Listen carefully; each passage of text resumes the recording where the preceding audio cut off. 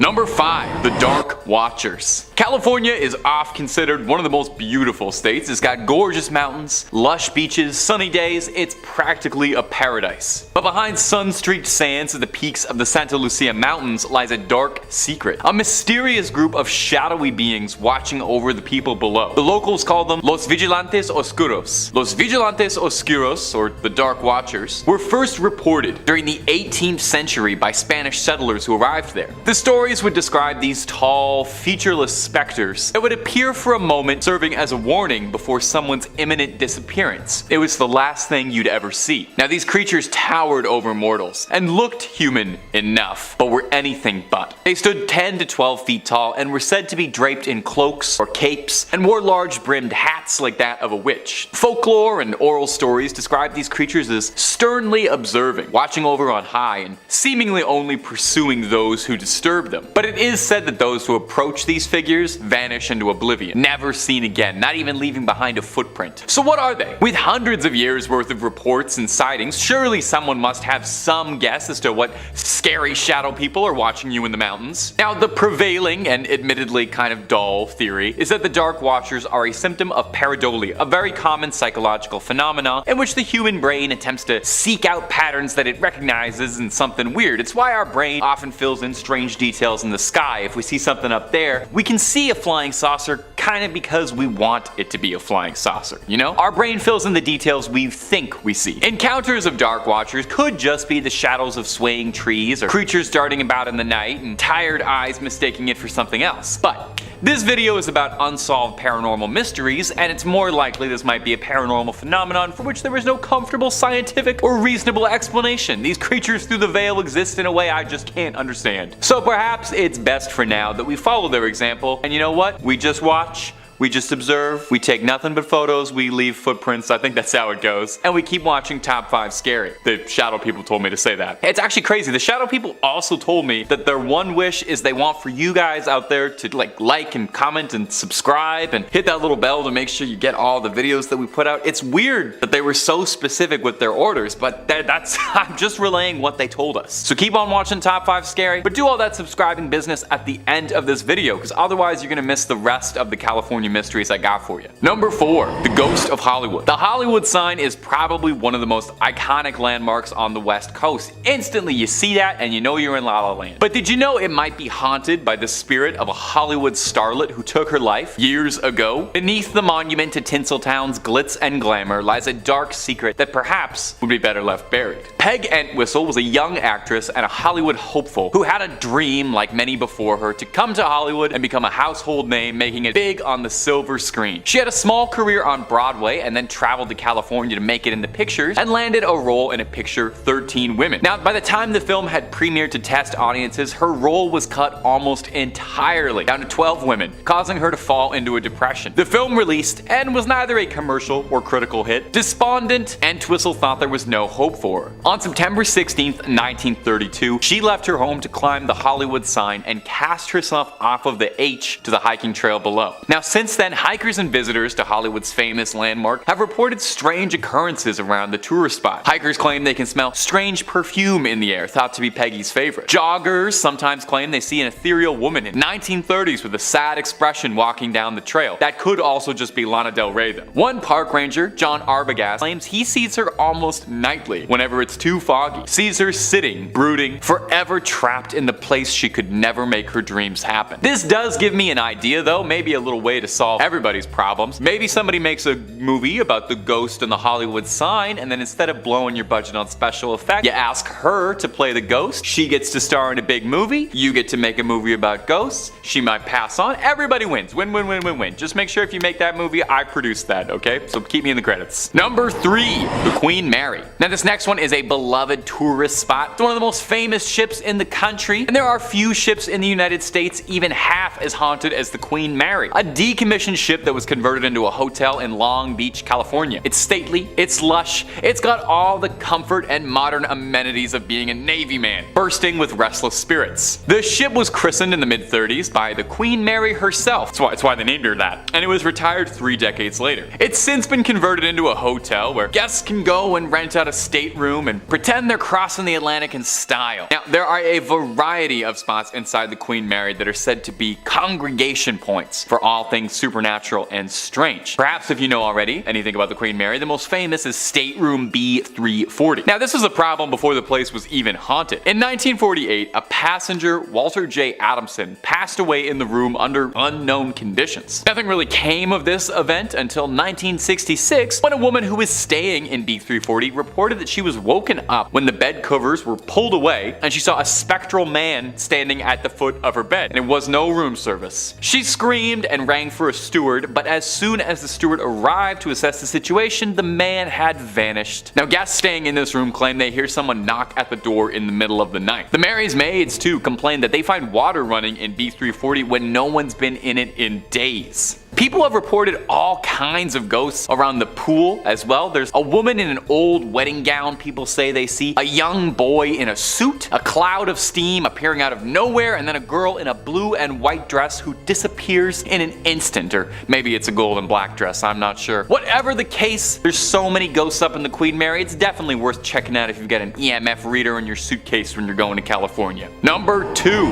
Griffith Park. Now, if you're a real avid cinephile, a student of the silver screen, perhaps you'd recognize Griffith Park for its use in a ton of Hollywood productions. The sprawling, rugged, mountainous set is home to a lot more than memorabilia for Hollywood. It's also said to be home to spirits and haunted by a century-old curse. It's said to have started all the way back in 1863, when Donna Petronilla, the niece of land baron Don Antonio Feliz, was cut out of her will. She was spurned and placed a hex on his land and cursed him for this indignation. She vowed that the land would never turn a profit for him, and that as long as he lived there, he would suffer misfortune until his untimely death, and anyone who was stupid enough to own the land afterward would get the same treatment. Now, local historians say the man who negotiated the ranch's rights was slain in a saloon duel, and the land's new owner was fatally struck by bandits in Mexico, so not looking good. A wealthy industrialist would end up buying up 4,000 acres of the land in the 1880s, but he ended up donating the land to the city of LA after strife and all sorts of malfeasances were causing problems with his ownership. He ended up striking his wife in a rampage. Now, she survived, but he went to prison for 2 years and passed away almost immediately after his release. Pretty suspicious, pretty strange. The landowners all died in rags, their reputation tarnished, and now that it's LA property, Griffith Park wasn't making anyone particularly rich. Was Donna Petronilla's curse that effective, or just a series of sheer coincidences? There are some who say Donna still watches over the land, ensuring her vengeance is carried out forever. Some visitors to Griffith Park claim that they see her spirit haunting the ground. Her vengeful ghost is said to appear as a lady in an all-white dress who materializes before locals for a moment. And number 1,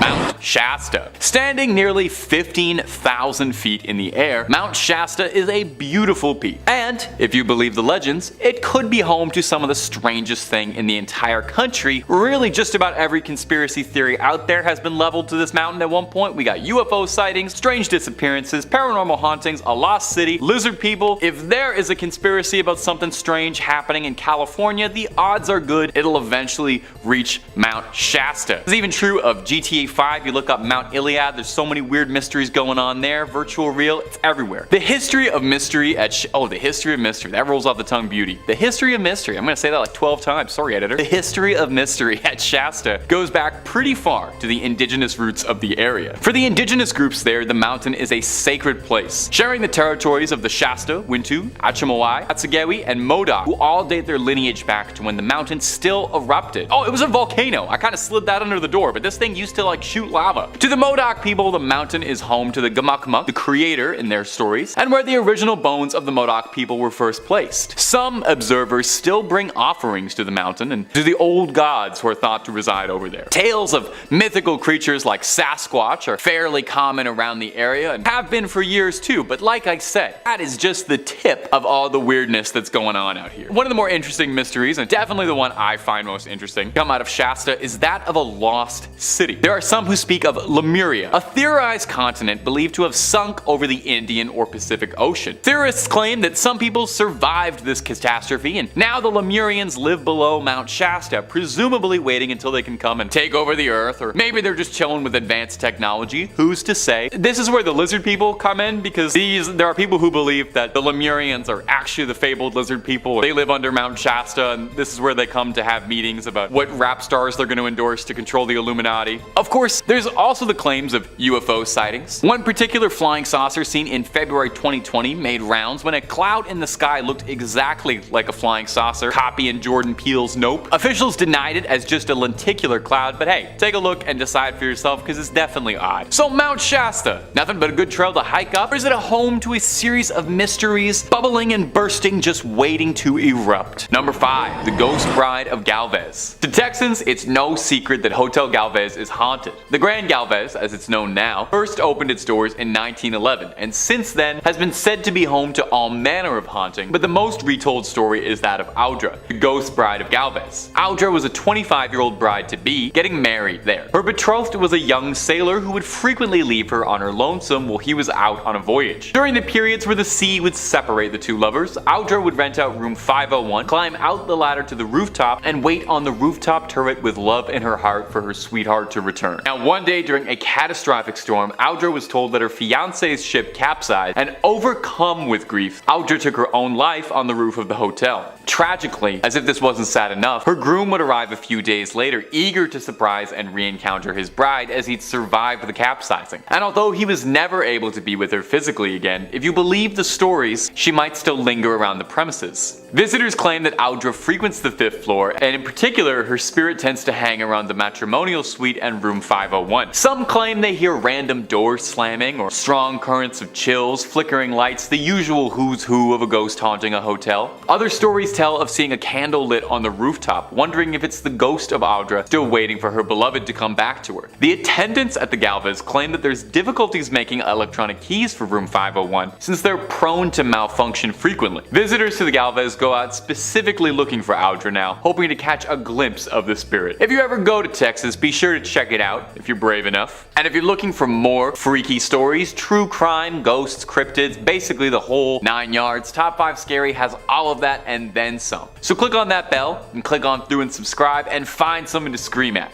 But do that at the end of this video, okay? We got way more mysteries in Texas coming up. Number 4, the Icebox Killer. The Icebox Killer refers to an incredibly grisly crime that haunted Houston, and if you believe the conspiracies, might be entangled in a much larger web of interest. Take a listen to this brutal crime. On June 23, 1965, 2 Houston police officers were sent for a fairly benign wellness check and went to investigate the home of a suburban family, the Rogers, Fred and Edwina, and their son Charles. Edwina's nephew was concerned because he hadn't seen or heard from his aunt in a concerning amount of time. The 2 officers went to check the house and got no response from a knock. A look around in the backyard, they found a makeshift barricade on the back door, which was more than a little suspicious, so they entered the house. One of the 2 detectives opened the fridge instinctively and saw a pile of raw meat in the fridge. The detective dismissed it as boar or pig, and you can probably see where this is going. They opened the vegetable crisper and were disgusted at what they found: the heads of Edwina and Fred Rogers. Police suspected initially that the son Charles had been behind it, but why? No one was particularly sure. Now, here's where this already upsetting strange case gets wild. There are allegations that Charles Rogers was present the day of the JFK assassination, and some allege he was one of the 3 tramps photographed with police escort by Dealey Plaza. The conspiracy alleges that Charles Rogers, who was a former Marine and served in the Office of Naval Intelligence, was involved somehow in the larger assassination plot, and the claim is that somehow his parents discovered his involvement with the conspiracy and he had to silence them and flee. A bold claim, but Charles Rogers was never found. No proof of a body, despite being declared dead. Now, did he vanish? Or was he himself silenced to tie up a loose knot as part of something infinitely larger than himself? We may never truly have the answers for this one. Number 3, UFO sighting. In December 29, 1980, Betty Cash saw something on the outskirts of Houston near Dayton that would change the course of her life forever, as she made a close encounter of the third kind. She was driving her friend Vicki Landrum and Landrum's grandson home one night at 9 p.m. when the 3 of them noticed a bright light in the sky. Betty Cash described it like this: "We didn't know what it was, but we knew there was something that was lighting up the sky. We all began to feel heat, and all of a sudden Vicky screamed for me to stop. When I stopped, I went forward and her handprint was embedded in the dash of the car, and I thought, well, I've got to see what this is. So I got out, I walked towards the front of the car, and I stood there looking up, trying to figure out what this object was. Then a diamond-shaped object appeared with flames shooting out. The heat was tremendous. When I reached for the door handle, the door was so hot I couldn't even begin to open it. The only thing I was thinking was, are we gonna get out of here alive? And then seemingly as soon as it appeared, it disappeared, and Landrum stated that moments later, a large squadron of black helicopters soared over the area. After the choppers cleared, Betty took the Landrums home and retired for the night. The next morning, however, Cash said she was extremely sick, suffering from nausea, vomiting, diarrhea, weakness, and an intense burning in her eyes. Now here's where things get curious. Landrum and her grandson all reported the exact same symptoms. Over the next few days, Cash said her symptoms worsened so much, with large blisters forming on her skin, she eventually had to be taken to a hospital where she was treated for radiation poisoning, and she lost large patches of skin and clumps of hair. To date, there has never been a conclusive answer to what happened to Cash and Landrum. The US government denied any involvement and said they don't have any diamond-shaped crafts like that in their fleet, and it wasn't from their government. Was the military testing new technology on unsuspecting victims? Was it a craft from another world touching down for a moment? There are so few answers and so many questions for this unsolved mystery. Number 2, the death fields. There is a stretch of I-45 highway between Houston and Galveston that is notorious to locals due to the string of violent, horrific crimes that have all occurred there since the 1970s. Since the first body was discovered, it's been thought that anywhere from 33 bodies have been discovered there, and the truly horrifying thing is how little police and authorities seem to have on this case. Initially, detectives believed that this work was that of a serial killer, due to the sheer number of bodies being found in the area, but over time some have wondered if it could be multiple criminals. Most of the victims have been young women, typically around college ages. The FBI has said that the agency's behavioral experts have created a profile of a possible killer, but there are no known witnesses to any of the crimes and no common person to connect them all. An official statement that was given by the FBI said that the signs point to one killer, although multiple killers can't be ruled out. Given the nature of the area where the bodies were found, it was likely someone with roots in the area, someone who would have known these fields were a good place to hide a body. In 1998, a man named Edward Howard Bell was arrested and claimed to have been involved in the deaths of 11 girls in Galveston County. And although he was a suspect in the aforementioned I-45 case, police unfortunately didn't have enough evidence to tie him to those larger crimes. Only one death on the I-45 was ever convicted, when Louisiana police arrested Kevin Edison Smith in 2009 on a completely unrelated charge. A DNA test found that it matched the body of a girl who had disappeared from Texas in 1996 and whose body was tragically found on the I-45. From this confession and conviction from two different criminals, it's suspected that multiple people were involved in these grisly crimes. Hopefully one day this case can be closed for good and the I-45 can go back to just being a highway. And number 1, the servant girl annihilator. Perhaps one of the most infamous criminals to ever live in Austin, and to this day is still anonymous and possibly will forever. The servant girl annihilator, absolutely brutally named, I cannot believe they called him that, was a serial killer who preyed on young women in Austin between 1884 and 85. He is thought by some to be America's first serial killer, hardly a badge of honor if you ask me. He attacked wantonly, and despite his name, he was not exclusively targeting women. He fatally attacked 7 women, 1 man, and additionally seriously injured 6 women and 2 men. All of his victims he would attack indoors while asleep and then would finish the job outside, leaving them to be found. His victims were all posed in similar manners and were all found with a sharp object inserted into their ears. Texan lawman started a manhunt for the criminal, arresting 400 men in the year of 85 in a desperate attempt for any leads on who was terrorizing the community. Interestingly, the top theory of elected officials at the time is that the servant girl annihilator couldn't possibly have been committing all of these crimes by himself as one lone deranged criminal, but rather an identity shared by a group of men carrying out heinous acts all together. Now, in the end, no one was ever successfully accused of being the servant girl annihilator. And what happened to him was additional police patrols and civilian militias around Austin ended up scaring the annihilator off. Or so you think. A theory, although an outlandish one, is that the servant girl annihilator would move to London to continue his crimes, as 3 years later, the Whitechapel killings would start and Jack the Ripper would terrorize the streets of London, leading to some people suspecting that maybe these two lunatics were connected in a way. Think about that, a globe-trotting serial killer wasn't content with just one, had to move, get two different scary nicknames. Imagine if both your nicknames were Servant Girl Annihilator and Jack the Ripper. A little much for one guy, if you ask me. Coming in at number 5, we have the narwhal tusk. If any of you have ever seen the movie Elf, then you're familiar with the cute narwhal in the beginning of the movie, and that movie really brought narwhals to the public's attention and making this sea creature more popular than ever before, but so much about this creature is a mystery. In 1577, the English explorer Martin Frobisher led an expedition of 150 men to the northern Canada in search of gold, but they had come across something they had never intended, and that was the sea unicorn. The myth of the unicorn goes back centuries, and the business of unicorn horn trade was sustained through the Middle Ages and Renaissance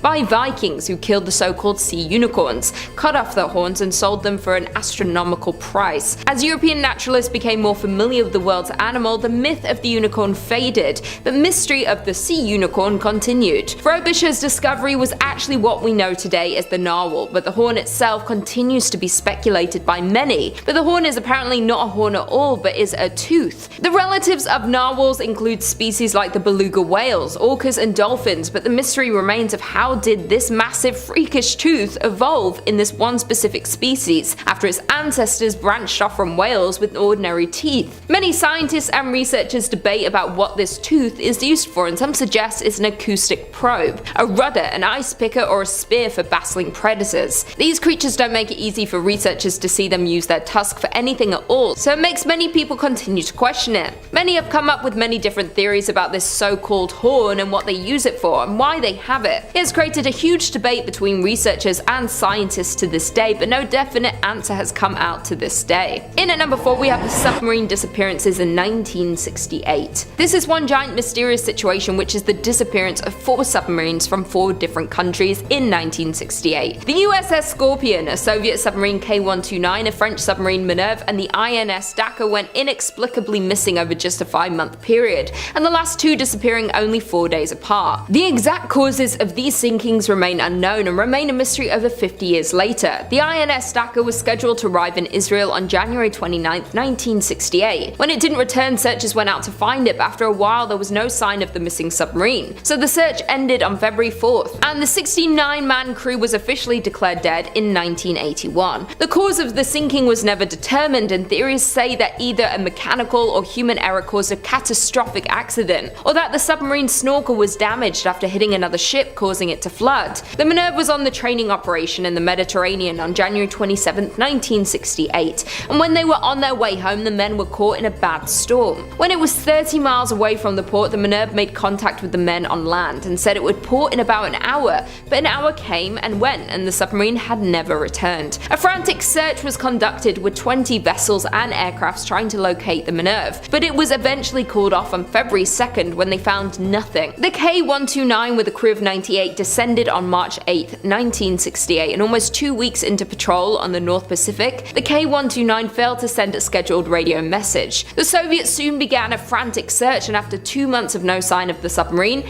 they gave up their search. The cause of the ship sinking remains unknown and will likely never be known. Almost 3 months after the K-129, the USS Scorpion, a nuclear-powered attack submarine with a crew of 99 men, went missing in the Atlantic while on its way back from a patrol in the Mediterranean. It was sent out on February 15, 1968, and toward the end of its patrol, it radioed that it was expected to return on May 27th. But as you can guess, the USS Scorpion would never return. Like the others, many searched for the lost ship, but on June 5th, the Scorpion and its crew were declared presumed lost. Over the years, there have been multiple searches for these submarines, but only parts have been recovered, and it's considered one of the biggest mysteries that happened in the sea. No one knows why so many went missing in such a short amount of time, how exactly they went missing for so long, and what exactly made these vessels disappear. And this is a mystery we may never get the answer to. Coming in at number 3, we have the Bermuda Triangle. Named for the triangular shape of around 500,000 square miles of ocean between Miami, Bermuda, and Puerto Rico, for centuries the Bermuda Triangle has been mystified as a harrowing patch of ocean where sailors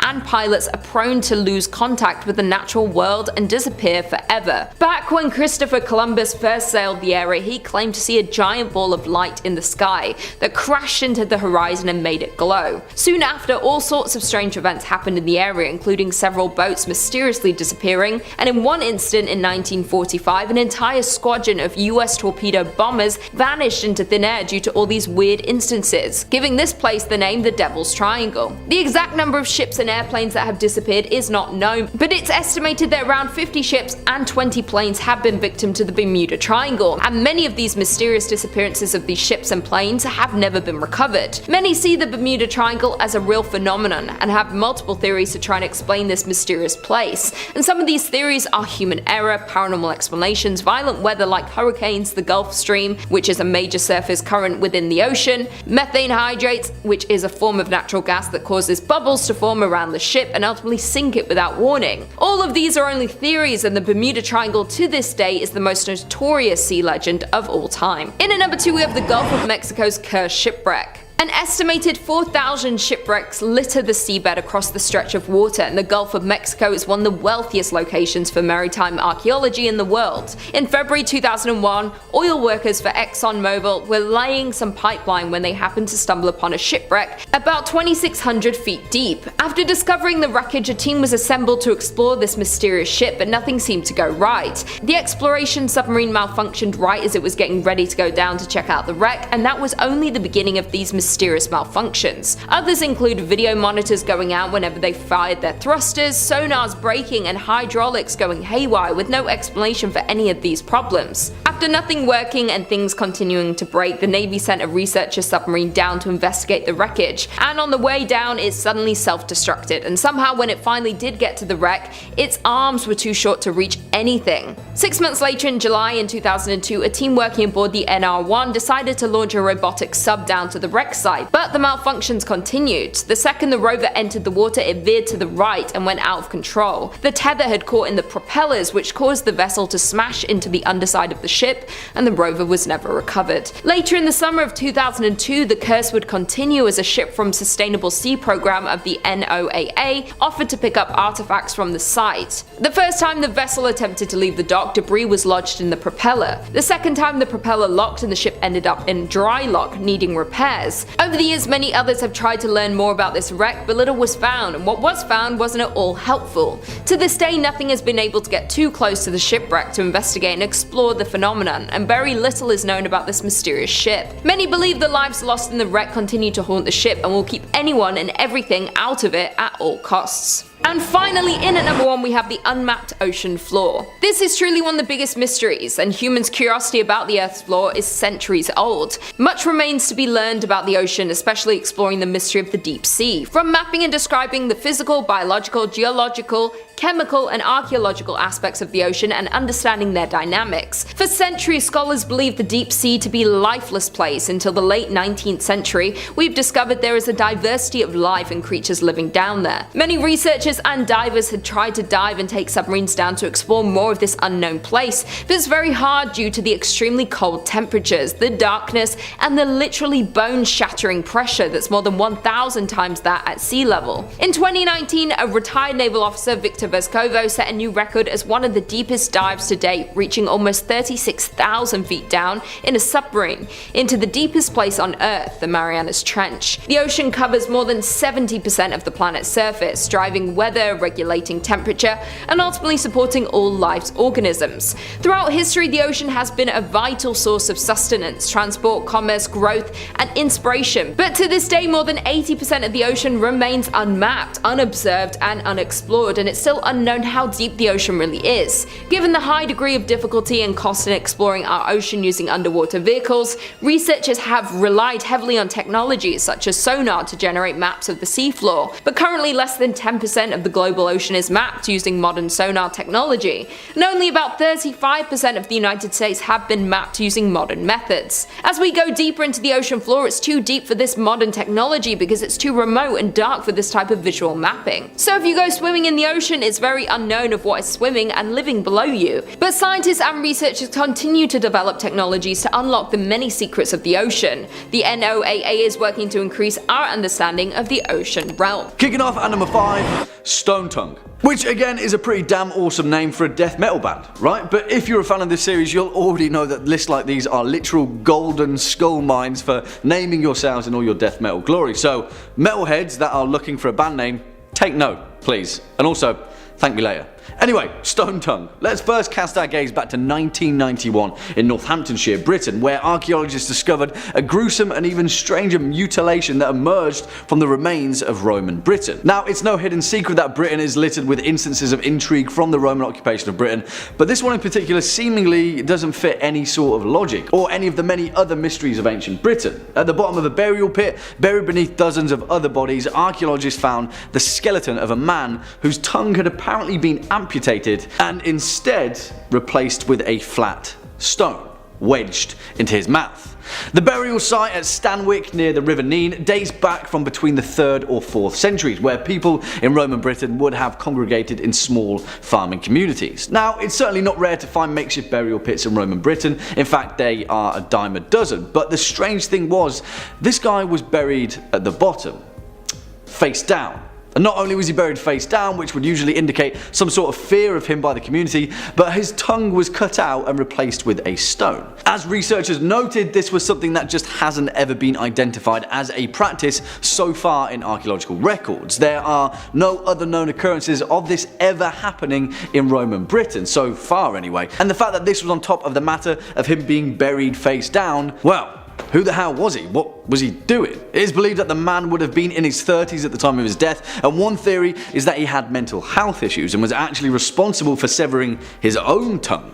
Perhaps the tongue was the community symbolically making him whole again, but then why was he buried face down? Now, archaeologists are currently trying to correlate this practice to ancient Germanic laws, but its place in a small farming community in Roman Britain, yeah, that remains a complete and utter mystery. Swinging in at number 4, Cat Shabib. And I absolutely love this one, as well as pretty much all of the next few entries, because nothing gets my mind whirring quite like an ancient structure that no one knows what the hell it is, or what it was doing, or why it was even there. Let me introduce you to the Cat Shabib, an ancient wall in southern Jordan that, since its identification by British diplomat Sir Alec Kirkbride back in 1948, has had archaeologists scratching their heads ever since. I say identification because Kirkbride certainly didn't discover this structure per se, but instead he noticed that whilst he was flying over Jordan, there was a very apparent and very clear line across the geographical landscape.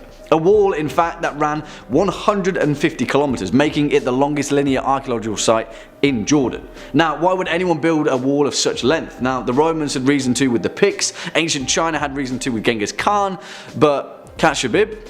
What's that all about? The thing is though, whilst the purpose of this wall is the frantic subject of debate, we do know who built it. The semi-nomadic Bedouin people led by the Arab prince Amir Shabib. Historically, there is a certain recognition of the Bedouin people using the wall, but there is still no concrete evidence to determine its purpose. Archaeologists during the 1940s and 1950s argued that the Cat Shabib was used for military and defense purposes. However, there is a clear problem with that assumption. This wall is far too low for it to have ever been a successful defensive mechanism, and although it is massive in length, at best estimates it stood at around just 1.5 meters high.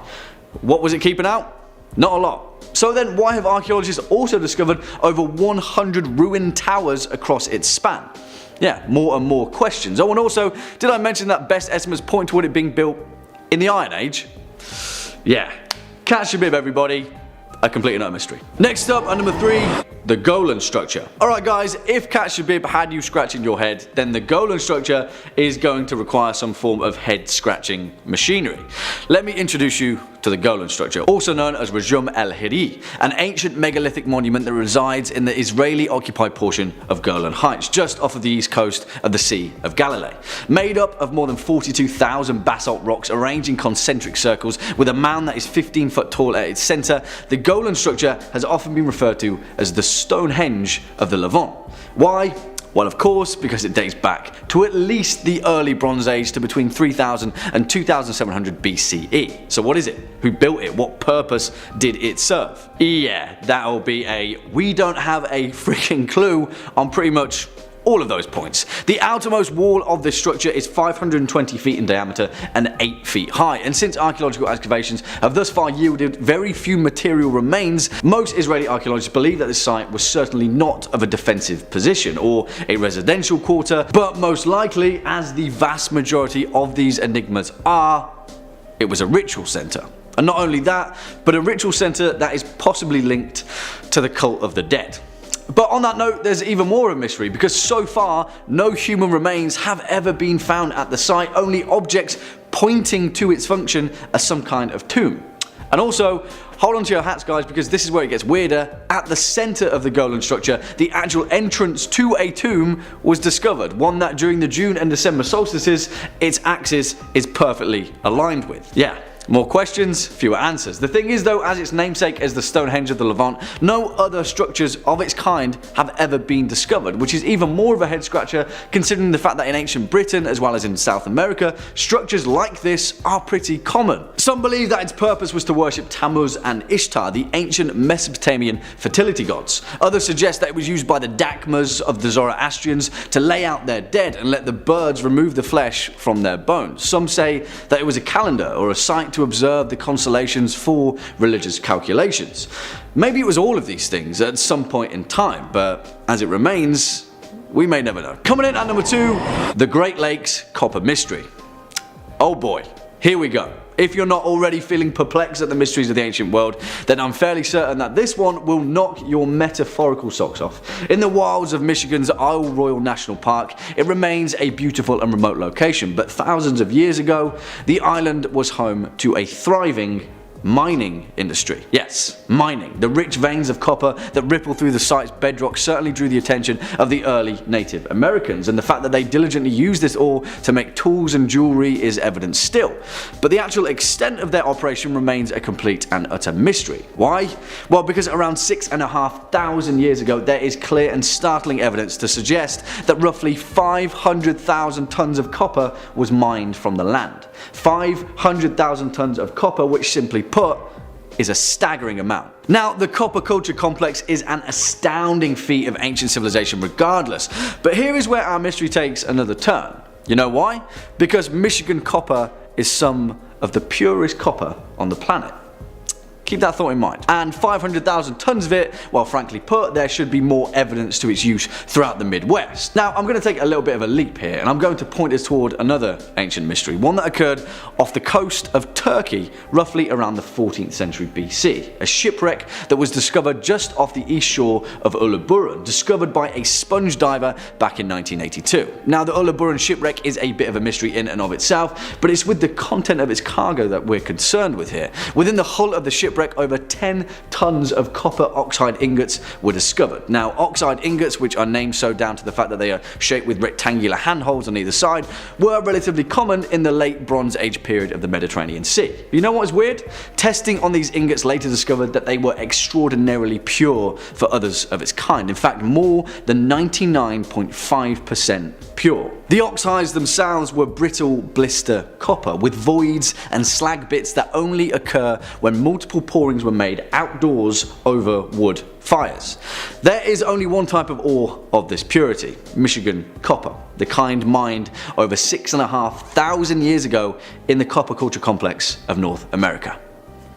Yeah, beats me guys. And finally, coming in at number 1 spot, the Ness of Brodgar.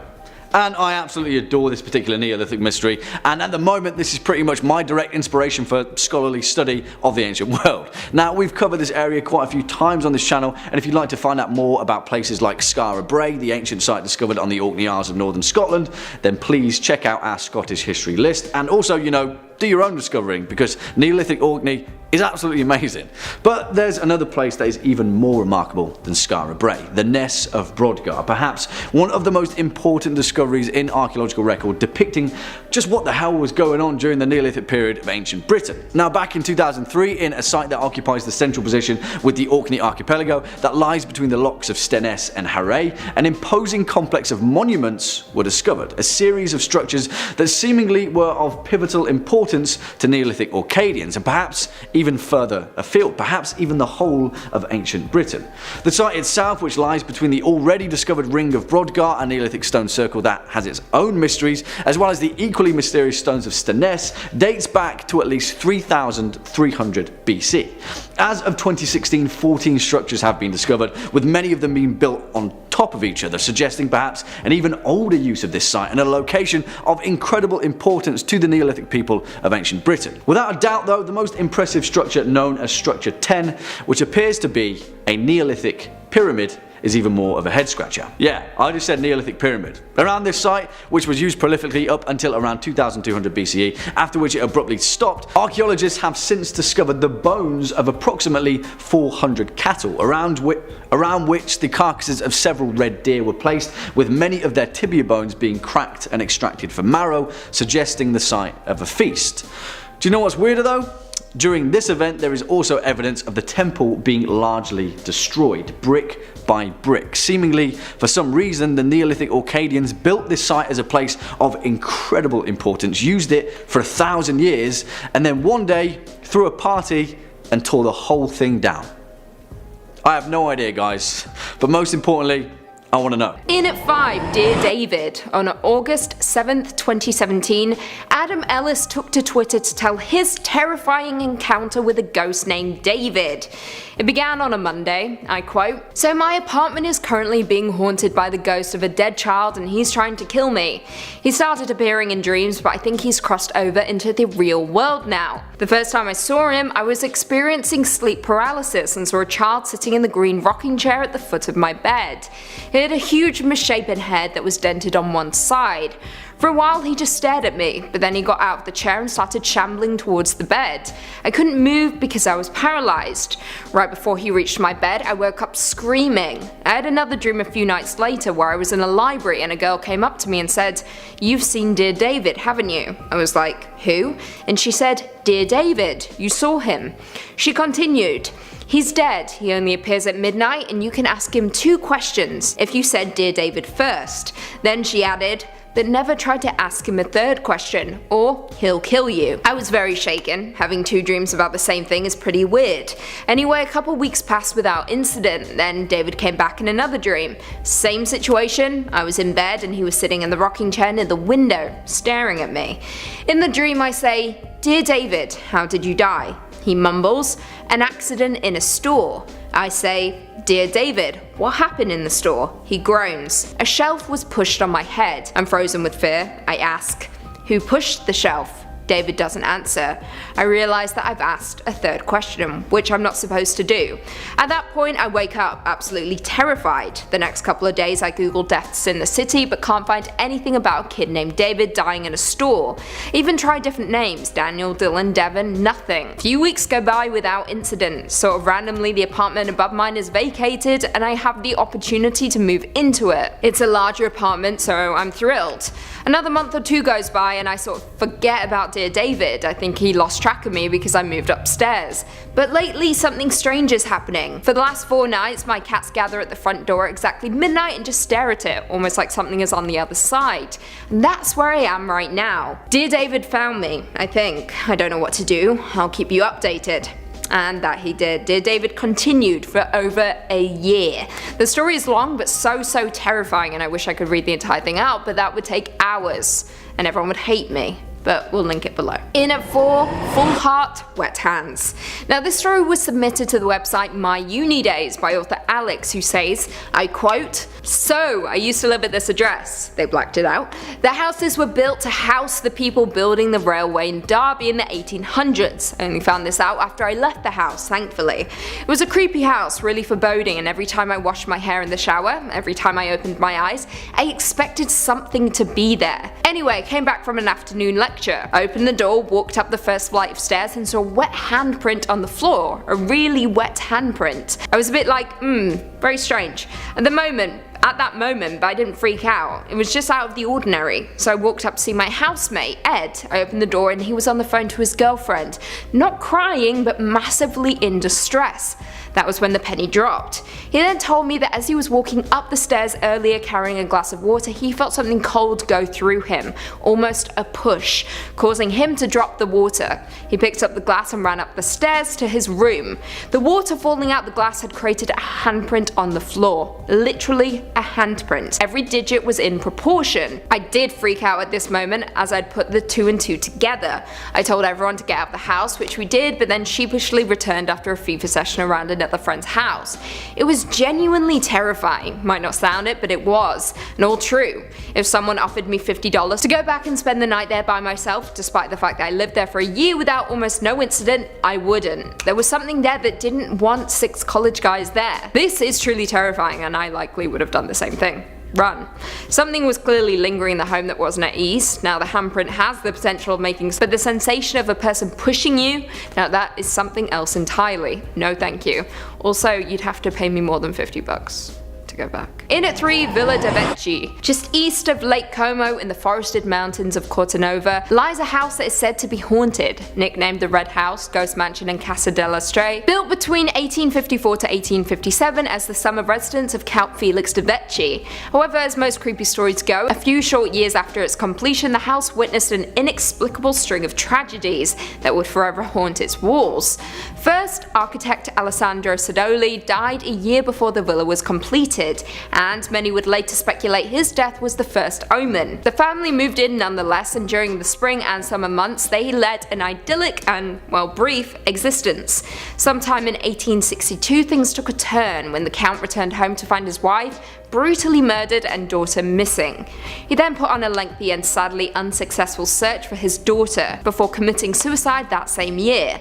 The villa was then passed on to Felix's brother Diego, who continued to live on the estate with his family until World War II, after which time they vacated for good. The house bounced around various owners and renters for a while until being left permanently uninhabited by the 1960s. Naturally, elements have taken over the home, but the large majority of damage has been done by humans. Graffiti covers the walls and almost everything in the house has been vandalized. However, its rumors of hauntings, ritualistic orgies and sacrifices is what leaves the home unoccupied. Spookier still, in 2002 an avalanche wiped out all of the surrounding homes in the area, all except the Villa de Vecchi. Now, although trespassers always return, they always leave with hauntings to report. In at 2, Los Feliz Murder Mansion. During the mid-20th century, the Los Feliz Mansion was a seemingly happy home. For a short time, that is. It housed Dr. Harold Perelson and his family until the horrific night of December 6, 1959. It was on that night that Harold struck his wife to death with a hammer, severely beating his daughter, then ended his own life using a concoction of water, acid and tranquilizer pills. Now, for the next 50 years, the murder mansion would remain completely untouched and uninhabited by anyone. 1 year after the horrific events, the home was sold to a couple, Emily and Julian Enriquez, who only used the mansion as a storage unit. Imagine being that rich. Lucky for some. Neighbors recall seeing the couple bringing boxes to the house but never staying the night. Jump forward to 1994 and Rudy Enriquez inherited the house and, like his parents, refused to stay overnight. Local residents have shared their stories of the tragic mansion, some claiming through grimy windows you can see a 1950s style television set, a Christmas tree and supposedly neatly wrapped gifts. The furniture is rumored to be covered in a thick layer of dust, and the living room remains the exact same as it was that one December night back in 1959. Now, although no one has been formally invited into the home, that hasn't stopped trespassers from having picnics in the garden, with many alleging that the house is haunted, with one trespasser stating that she was bitten by a black widow spider upon trying to break in. No one knows what prompted Dr. Perelson to murder his wife and commit suicide, with some speculating financial woes, while others have dug up old unconfirmed rumours of Dr. Perelson having been secretly hospitalised. Jump forward to 2019, what remains is an even larger mystery and a haunted home that no one can enter. And finally, coming in at number 1, Jean Harlow's house. Los Angeles seems to be the hub for paranormal activity, or perhaps it's because it's the hub for movies and everyone is a storyteller. We'll never know. Anyway, in LA you can find this Bavarian-style home in Beverly Hills, which has a truly gruesome history. In 1932 it was home to Jean Harlow and her abusive husband Paul Byrne for about 2 months before he shot himself in the head while standing in front of the mirror. Their butler discovered him and called MGM instead of the police. So of course there were a ton of rumors that it wasn't suicide and in turn a cover-up. Prime suspect was Byrne's ex-girlfriend, a suspicion that was exasperated by her jumping off a boat a couple days after. Following the death, Jean moved out of the home but died at the age of 26 only a few years later. However, it gets creepier. In 1963, celebrity hairstylist Jay Sebring bought the home and lived there with Sharon Tate until she left him for Roman Polanski. They were still friends even up until they were both murdered by Charles Manson's cult. However, when Jay and Sharon lived in the Harlow house, Sharon reportedly told several friends of some strange goings on within the home. An example being once when she was sleeping in the master bedroom, she saw a creepy little man, with some of her friends stating that she believed it was the ghost of Paul Byrne. According to sources, she was so freaked out when she saw the ghost that she ran out of the room and then saw a hanging shadowy corpse with its throat slit in the hallway, which resembles quite closely how Sharon Tate was murdered. Spooky. Coming in at 5, Hotel Monte Vista, Arizona. Hotel Monte Vista is a famous and historic hotel located 1 block north of US Route 66 in Flagstaff, Arizona. The hotel was built back in 1927 and is a centerpiece of the historic downtown district. However, it's become more popular for the otherworldly goings on inside its walls. Guests who have stayed in room 220 have experienced the TV changing channels on its own, and some even said they have felt cold hands touching them while they slept. However, arguably the most popular ghost story to emerge from the hotel is that of the Phantom Bellboy, who is said to knock on doors and announce room service, but when guests open their doors no one's there.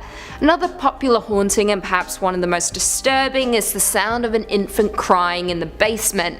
I quote, "Staff have found themselves running upstairs to escape the sound of the cries. Though the sounds are very real to those who hear them, there's been no information that has explained the phenomenon." That is a direct quote from the hotel's website.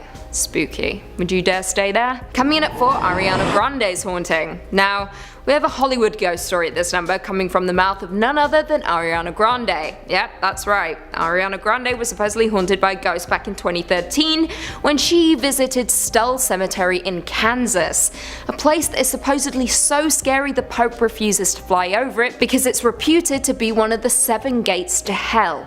Yeah. Ariana explained to Complex, I quote, "I felt this sick, overwhelming feeling of negativity over the whole car, and we smelled sulfur, which is the sign of a demon, and there was a fly in the car, randomly, which is another sign of a demon." That sounds like a stretch to me. "I was like, this is scary, let's leave." I rolled down the window before we left and said, "We apologize, we didn't mean to disrupt your peace." Then I took a picture and there are 3 super distinct faces in the picture. They are faces of textbook demons. Now the story gets even creepier, stick with me. According to Ariana, when she tried to send the picture to her manager the next day, she was met with an error message that read, "This file can't be sent. It's 666 megabytes. Weird things began to occur following the incident and Ariana was forced to delete the picture. I quote, "I was going to sleep about 2 weeks ago. I had just gotten off the phone and as soon as I closed my eyes I heard this really loud rumble right next to my head. When I opened my eyes it stopped immediately, but when I closed my eyes it started again with whispers. Every time I closed my eyes I started seeing these really disturbing images with red shapes. Then I opened my eyes and scooched over to the left side of my bed, and there was this massive black matter. I don't know what it was like a cloud of something black right next to me. I started crying. I watched it move to the front of my bed and then I fell asleep. I woke up and it was gone." Now, I'll be honest, it's hard for me to believe this one without the evidence to back it up, but if Ariana says it happened, then I guess it happened. Coming in at 3, please stop moving the kitchen table. Uploaded to my uni days by a user named Barbara, this story tells the haunting tale of ghosts that just won't stop messing with the kitchen table. I quote, "My house was fraught with weird stuff happening when we first moved in. The kitchen table would move overnight 12 to 18 inches. My keys will disappear and show up in the weirdest places like my quilt trunk." I don't know who has a cool trunk these days, but this person does. My son Christopher went into the basement and things came flying off the shelf at him. He also saw someone walking on our wraparound porch once, but no one was there. The most obvious one was a few years ago. Twice this happened. I was sweeping the kitchen floor. The door to the porch started shaking uncontrollably. It was like someone was trying to open the door without turning the knob. It lasted about 15 seconds. Keep in mind this is a wraparound porch completely enclosed. I knew it was bad because my dogs, who will bark at a butterfly flying past the window, all looked up at the door and stepped back.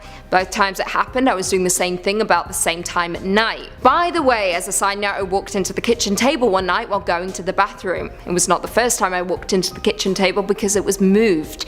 So I just said, please stop moving the kitchen table, and it never moved again. Spooky stuff. Do you believe Barbara's story? And if so, who do you think the ghost was? Former resident of the home perhaps, or just someone who was obsessed with moving kitchen tables? Perhaps a former interior designer? You never know. You don't know the story. Coming in at number 2, Demon in the Dark. Another creepy ghost story uploaded to my uni days. This one comes from a guy named Dave, who explains his very real encounter with a scary demon. My family travelled to the south of France to stay in a cottage owned by someone my dad worked with. The owners visited occasionally, but that summer it was free and we had 10 days booked in there. After a long 2 days on the road, we drove down a steep driveway towards a secluded mill cottage, with the water wheel sat static alongside the stone house. There was a deep cellar with stone stairs down under the wheel next to the house, and a small river circled the place. We went into the house and chose rooms, but being set down in small copes, the house was a draft and cold from lack of use. And we settled in and turned all of the heating on, yet the house remained cold and felt damp. The first night we had set a fire in the living room and listened to a couple of my audiobooks before my sister and I went to sleep. My parents stayed up a little longer than went to bed. Around midnight they both woke up at exactly the same time, and the door to their bedroom was opening slowly. At first they thought it was my sister, until they saw a large dark silhouette of a man framed in the doorway, standing stock still, just looking in their direction as if appraising them. After a short period the shape turned and started to move as if satisfied, and disappeared completely. They looked at each other but didn't speak, and both went back to sleep. The next morning the house felt warm and dry, and sunlight was back through the windows as if something had lifted and accepted them. They spoke the next day and both agreed that although they were skeptics, it could not have been anything other than something supernatural in that doorway, deciding their worth. What do you guys think about that one? Demon encounter? Intruder? Or just trick of the light? Do you think there was a man there, or is this all pretend? You tell me. I think it was just an old house that took a little while to heat up. But that's not very scary, is it? And finally, coming in at number 1, Hotel Cecil. Of course, there is no building more haunted than the Cecil Hotel that has numerous unexplained deaths and hauntings that are still ongoing today, even after it changed its name to Stay on Main. Creepier still, there's an entire list of suicides reported on its Wikipedia page, with the first reported case happening in 1931, followed by a long string of similar deaths in 1932, 1934, 1937, 1938, 1939 and 1940. The 30s were not a good time for the Cecil, that's for sure. During the same time, other tenants of the building also died by suicide, and one man was pinned to the exterior wall by a truck. In 1962, a woman jumped from the 9th floor window and landed on a pedestrian, killing them both. In 1964, tenant Goldie Osgood was brutally murdered, which had remained unsolved. And of course, one of the most famous cases is that of Elisa Lam, a 21-year-old traveller who was found dead in the rooftop water tank of the hotel after guests began to complain of a funky taste. Now, with this number, it isn't so much the ghosts themselves that are the unsolved haunting, but the hotel itself, which seems to curse anyone who stays in it or near it. Kicking off at number 5, Coral Castle. And no, that is not my imitation of Rick Grimes trying to call his son a fortified structure. Sorry, that was a terrible joke. But the actual mystery of Coral Castle is equal parts true engineering enigma and equal parts perhaps the most American thing that you've ever heard of. Along the highways and byways of rural America, there are countless tourist attractions that litter the way, but one of them in particular may actually have a much more intriguing mystery than the rest. Just before 1920, a Latvian man named Edward Leedskalnin was jilted jilted by his young bride just a day before their wedding, and so dejected and depressed, Edward left his home country to head to America. Here, after becoming a recluse and discovering a strange affinity for magnetism, Edward spent the next 28 years constructing a bizarre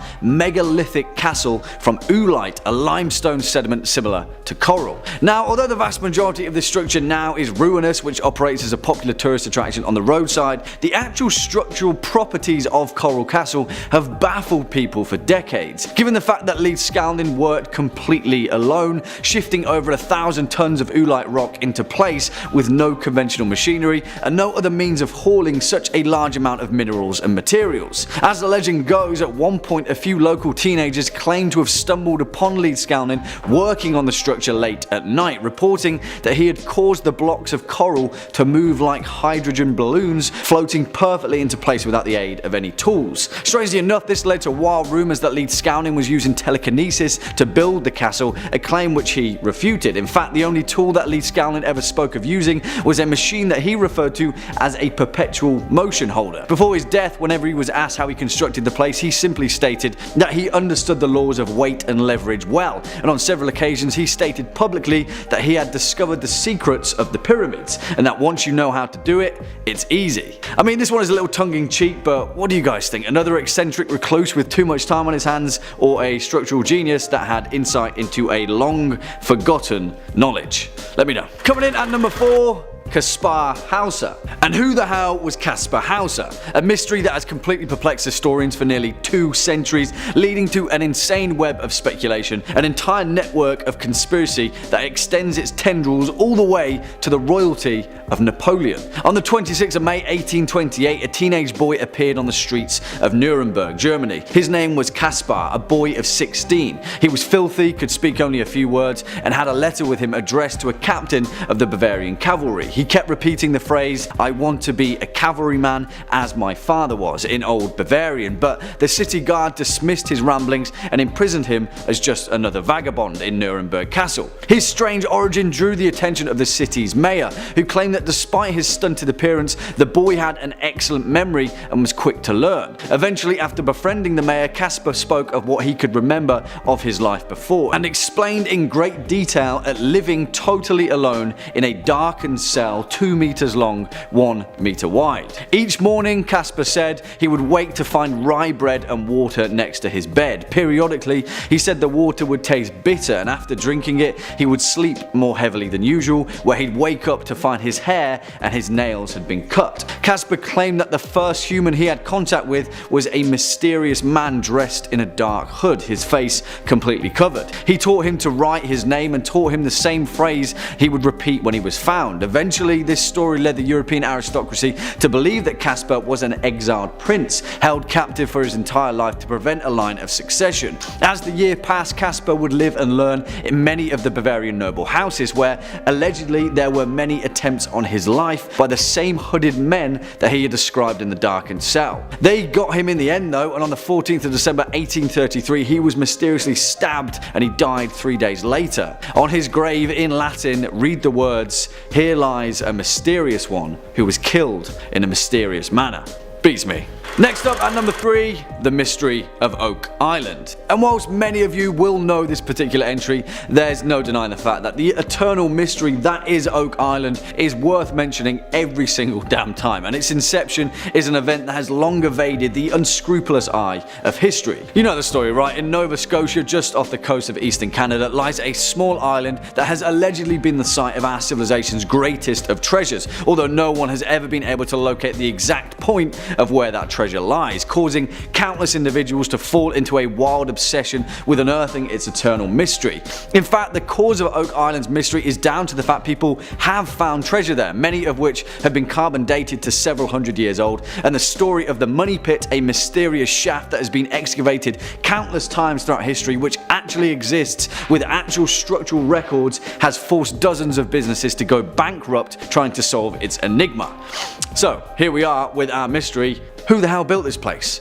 Now, there are hundreds of theories as to who would have constructed such an intricate place to conceal their treasure, the most popular being Captain William Kidd, the pirate that sailed to North America in the late 1600s, burying his plunder there so no one else could find it. Another theory states that the pit was constructed to house none other than Mary Antoinette's jewels, who after the Parisian uprising at the Palace of Versailles gave her treasures to a lady in waiting, who then fled France and ended up in Nova Scotia, where using her royal connections contracted the French Navy to construct the Oak Island pit, making sure that the incredibly rare jewels of her queen would never be discovered. And strangely enough, there has actually been credible evidence for this theory recently in 2017, when a 500-year-old brooch was discovered containing a huge garnet similar to that of which Mary Antoinette was reported to often wear. I mean, we could talk about all of these theories for an entire video, but so far as unsolved events in history go, this one remains to be exactly that. Swinging in at number 2, the Yonaguni Monument. Okay, where do we even begin with this one? Because if you've seen any of our Ancient Mystery series, then this one definitely deserves its place amongst their ilk. But the event that we're possibly alluding to in the case of the Yonaguni Monument may be a geological enigma that predates known civilization itself, involving an entire continent submerging deep beneath the ocean. Yeah, and whilst that may sound like a massive leap, let's just take a look at the strange properties of the Yonaguni Monument before we jump to any kind of conclusions. Off the coast of Japan, submerged beneath the southernmost Ryukyu Islands, lie a formation of potentially man-made monoliths, which has led to decades of debate as to the true nature of this strange geological formation. The monument itself consists of very fine sandstone and mudstone, with its main feature being a rectangular formation measuring about 90 feet tall and consisting of several other strange formations that seemingly don't make sense as to how they have been naturally formed. Now, despite this massive debate between the Yonaguni Monument being natural or man-made, perhaps the most mind-blowing theory comes from the renowned geologist Robert Schoch of Boston University, who states that the Yonaguni Monument is indeed most likely a natural formation, possibly used and modified by humans in the past before seemingly sliding away to the murky depths of the ocean during a geological event that occurred in ancient history. On the flip side, the geologist that discovered the monument, Masaaki Kimura, claimed that the structure was undoubtedly artificial, created by an ancient civilization at least 10,000 years ago, accurately carved and created before sliding into the ocean following unknown tectonic activity. Kimura also goes on to say that not only that, but he can also identify a nearby pyramid, castles, entire roads, other monuments, an entire stadium at the bottom of the ocean. Yeah, this one is quite something. What do you guys think? Let me know. And finally, coming in at our number 1 spot, the creation of Baalbek. Because, holy moly, if this one isn't one of the most mysterious unsolved events in history, I'm not entirely sure what is. Who the hell built Baalbek in Lebanon, the most mysterious ruins of the entire Roman Empire, a monumental, supposedly 2,000-year-old temple to the god Jupiter that sits atop 3 separate 1,000-ton stone blocks? To put it into perspective, the monoliths at Stonehenge weigh about 1/40th of that. Yeah, you heard that correctly. 1,000-ton stone blocks. And despite being the diligent record keepers that they were, there is no record of who ordered this temple to be built, how these monolithic stones were cut, why they were cut, or how they even came to be, and how the temple itself came to be abandoned, because for the most part, whoever built Baalbek just up and left. Now, there are many mythological and cultural legends as to the origins of Baalbek. Some say that Cain built it to hide away from the wrath of God. Others say that giants built it at the command of Nimrod, which would eventually become the Tower of Babel. In fact, in the Epic of Gilgamesh, some claim that the intergalactic landing pad alluded to in its tale was in itself Baalbek, a site constructed purely for the reception of ancient astronauts. In fact, though, the actual mystery of Baalbek resides more within its geographical location. What was the point in cutting such enormous rocks out in the middle of nowhere? Why was this temple even built where it was? And why would the Romans go to such great lengths to create a structure that wasn't efficient in location instead of next to a major city or a port? The Romans weren't exactly known for doing things without efficiency and purpose. That's what made them so successful, after all. In fact, Baalbek seems so out of character to have been built by the Romans that many scholars completely eschew any historical historical engineering correlation with them and simply state that the Romans never built Baalbek but discovered it and then added their iconic pillars to Jupiter and repurposed the ruins as their own kind of temple. Yeah, I'm stumped, guys. The construction of Baalbek, who made it, when they did, how they did it, and why they did it remains to be one of the most mysterious events in history. Kicking off at number 5, the tomb of Antony and Cleopatra. Now, the legendary Roman politician and general Marcus Antonius, alongside his kindred spirit Cleopatra, may well be the most notorious lovers in the history of our civilization, and although mountains upon mountains of literature have been written about their star-crossed fate, the real mystery of Antony and Cleopatra came after they had both slipped from this mortal coil. Now, if you know anything about the Roman conquest of Egypt, you'll know that around 30 BC, Mark Antony and Cleopatra were not in the Romans' best books, and a general known as Octavian had waged a long and bloody campaign to bring Cleopatra's reign to an end, which he ultimately won, but sadly for us, that's where the trail runs cold, with no leads as to the two lovers' final resting place. One of the greatest unsolved mysteries in antiquity is the exact location of the final burial place of Antony and Cleopatra, but according to several ancient historians, Tonius and Plutarch to name a few, it was recorded that Octavian had permitted the two to be buried together as their surviving children were taken back to Rome to be raised as Roman citizens. There are several leads that their tomb was located somewhere west of Alexandria, but numerous excavations throughout history have proven fruitless. However, they did come close, and between 2008 and 2009, reports of the prestigious Egyptologist Zahi Hawass having found evidence of their fated tomb came to light. Although no concrete evidence has been unearthed, relics and memorial coins of the lovers have been found in small ceremonial tombs, perhaps pointing toward Cleopatra's and Antony's tomb being somewhere in the vicinity. The excavation continues, but whoever stumbles upon the tomb of Antony and Cleopatra will unearth one of history's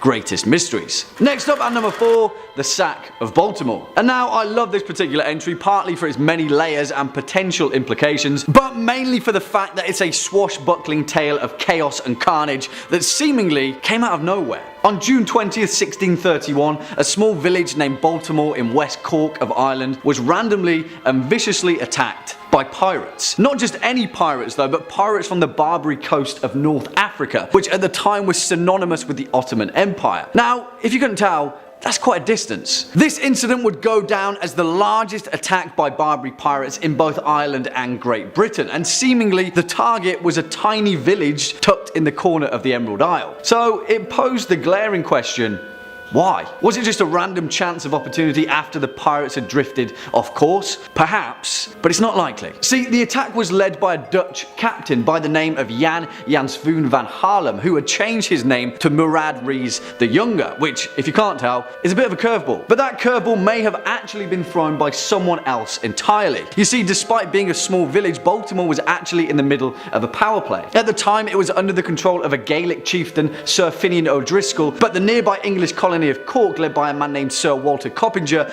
also had Baltimore in his sights. History is unclear as to who pulled which string, but all signs point toward the bizarre pirate attack being orchestrated by someone else entirely, in the hopes of seizing power away from O'Driscoll. In fact, several texts have even suggested that O'Driscoll's own relatives may have orchestrated the move, as they'd been exiled to Spain following defeat at the Battle of Kinsale. Whoever did it overestimated the bloodthirst of the Barbary pirates though, because following the raid, Baltimore was virtually deserted for several generations. The best laid plans of mice and men, yeah, you know what they say. Coming up next at number 3, St. John's Dance. And you may have heard mention of this one before, but perhaps not in this context. You see, it's important that we note that in modern times, St. John's Dance or St. Vitus's Dance is a terrible disease also known as Sydenham's chorea that affects the nervous system and results in a series of hysterical jerking movements of the limbs, often exhibited in young children. Generally speaking, it isn't infectious, but that doesn't figure to explain the countless records of mass hysterical dancing that occurred throughout history, of literally thousands of people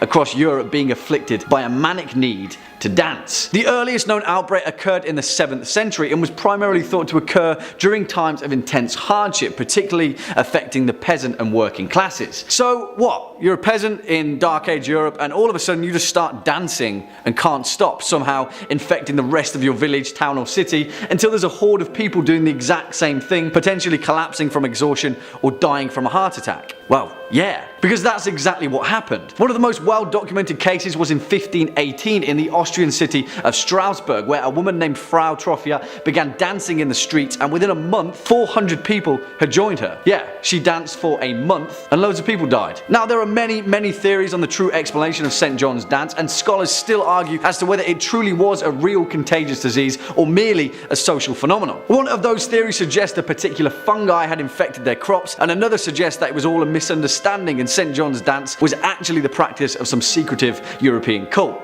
Yeah. Beats me, guys. Swinging in at number 2, the remains of Richard III. And this one, strangely enough, is the perfect blend of ancient mystery and potentially contemporary unexplainable intrigue. Because that's exactly what you all came for, right? Also, I mean, this one is already pretty much solved, but it's in the details where its mystery truly shines. We all know Richard III, right? A horse, my kingdom for a horse. But well, apparently this woman, Scottish author and historian Philippa Langley, knew him a little bit better than anyone else did. Now, it's important to note that history had long forgotten the final resting place of Richard III, the last Plantagenet king of England, and after his defeat at the Battle of Bosworth, his remains were scattered to the winds of history. After all, history is written by the winners. Well, let's fast forward to modern times when in September 2012, Philippa Langley led an excavation of a car park in Leicester city centre. A few signs pointed toward it potentially being the ruined remains of Greyfriars Church, but in the words of Langley, she had a strange feeling, one that she couldn't quite place, and something was telling her that Richard III was buried beneath that very car park. Now, the dig team was on a very tight budget and only had one chance at excavating a tiny portion of the car park. And guess what? The exact place that Philippa Langley had a strange feeling about turned out to be the final resting place of Richard III's remains. And not only that, but the parking space that he was buried beneath was marked with a large painted R on the tarmac, used to signify a reserved parking space. I mean, all of this can be explained away, right? Eventually someone would have found the remains of the dead king, but you can't deny the fact that the strange cosmic coincidence that led Langley to his final resting place is much more mysterious than a dead English king in a car park. And finally, coming in at a number 1 spot, the Tunguska event. And I absolutely love this entry for its cosmic significance alone and the potential warning sign that we should all be very wary of. Let's head on over to remote Siberia, where on the bright summer morning of the 30th of June 1908, a massive impact explosion, the likes of which has never before been seen in human history, completely flattened a remote area of the Siberian wilderness, covering over 2,000 square kilometers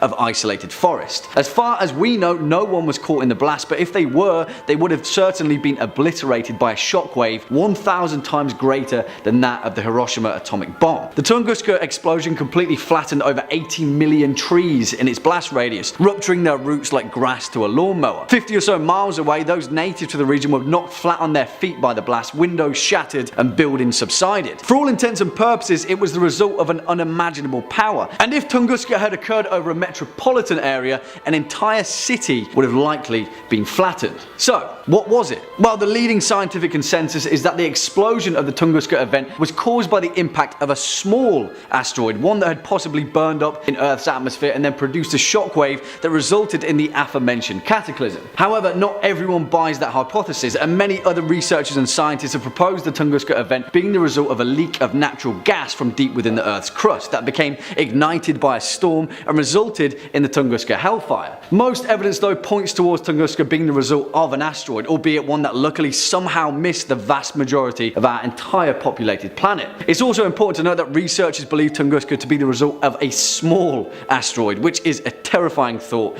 in itself. It poses an incredibly important question: how would our history have been shaped if the Tunguska event occurred somewhere else? What if its intended target had changed? And more importantly, are we prepared if it ever happens again? Number 5 on this list is the Fermi Paradox. This one is all about aliens, but maybe not how you might expect. Science Focus says, in 1950, Enrico Fermi, the man who built the first nuclear reactor, was having lunch in the canteen of the Los Alamos bomb lab in New Mexico when he suddenly said, "Where is everybody?" Everyone around the table knew exactly what he meant. Decades later, Fermi's question was examined independently by the American physicists Michael Hart and Frank Tipler. Hart considered aliens spreading throughout our Milky Way, and Tipler considered self-replicating machines that, on arrival at a planetary system, exploit the resources to build 2 copies of themselves that continue voyaging. Both concluded that even at modest speeds of travel,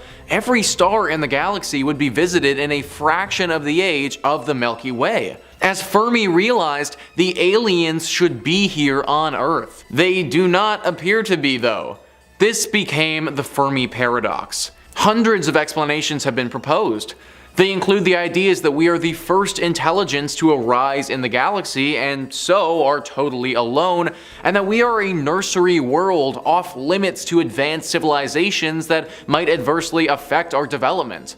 A more mundane possibility is that there is no paradox because any signs of visitation in the distant past would be erased by wind, rain, and geological processes. Recently, however, a team led by Dr. Jonathan Carroll Nellenbach of the University of Rochester, New York, has proposed that our sun may simply have been bypassed by a wave of extraterrestrial expansion. So why are aliens not here? Have they already been here and we didn't even know? Or did they just bypass our solar system altogether? Or is all of this nonsense and the universe is just so big that they haven't gotten to us yet? It's certainly something interesting to think about. Considering the universe is infinite and there are so many places and planets we don't know about, it seems ridiculous to think that we're the only intelligent life or the first intelligent life in everything. Like, that's as if we hit the biggest lottery ever. Comment down below what you think about this alien question and why aren't they here yet? Number 4 on this list is dark matter. You've definitely heard the term dark matter get thrown around a bunch before, and you've probably wondered, what the heck is it? Well, if that sounds like you, then you aren't alone. Scientists all across the globe are still wondering what dark matter is and the purpose that it serves. Science Focus says dark matter gives out no light or too little light for us to detect. We know it exists because we see the effect of its gravity on the visible stars and galaxies. For instance, the Milky Way could not have dragged in enough matter to make its stars in the 13.82 billion years since the Big Bang without there being a lot of invisible matter whose extra gravity speeded things up. The European Space Agency's Planck satellite found that dark matter accounts for 26.8% of the mass energy of the universe compared with the 4.3% of normal atomic energy. It therefore outweighs the visible stars and galaxies by a factor of 6. Puzzlingly, no Earth-based experiment has found any evidence of dark matter despite decades of searching. It is conceivable that it's not our theory of matter that needs modification, but our theory of gravity. Or that dark matter is not a fluid made of a single particle, but is complex like the atomic matter we see around us. Maybe the universe is filled with dark stars and dark planets and dark life. There is an entire universe of dark matter that we don't even know about. Like, what the heck is this stuff and what's it composed of? Why can't our eyes see it? Why doesn't something this dense even show up? It's all very confusing and nobody can figure it out right now. Dark matter is one of the biggest mysteries in the universe, and understanding what it is and how it works could completely change our understanding of gravity and matter as a whole. Hopefully NASA can get a grasp on it soon and the mystery can finally be solved. Number 3 on this list is the central black hole. At the center of almost every single known galaxy in the universe, which there are about 2 trillion of, there is a huge black hole just chilling in the middle. These aren't your everyday typical black holes though, they are gargantuan in size and weight. Some of these beasts weigh around 50 billion times that of our sun. Just an absolutely insane number that our brains truly can't really comprehend. But how did this absolute unit of a black hole get there, and why is it so big? Well, NASA doesn't really know, and they are desperately trying to find out. Black holes are one of the most interesting things in our universe, and one of the things that we know very little about. The question of where does a black hole actually go to will probably never be answered because we'll never be able to go inside without getting completely crushed into oblivion. but figuring out why they're in the middle of pretty much every notable galaxy is important. If we can understand this, then we can understand how a galaxy is formed and potentially the lifespan of certain galaxies. Also, knowing what creates these black holes will help us better understand them and see if our planet will ever be at risk of such a disaster. Granted, maybe ignorance is bliss in this case, because even if we knew a black hole was coming, there's really nothing that we'd be able to do about it.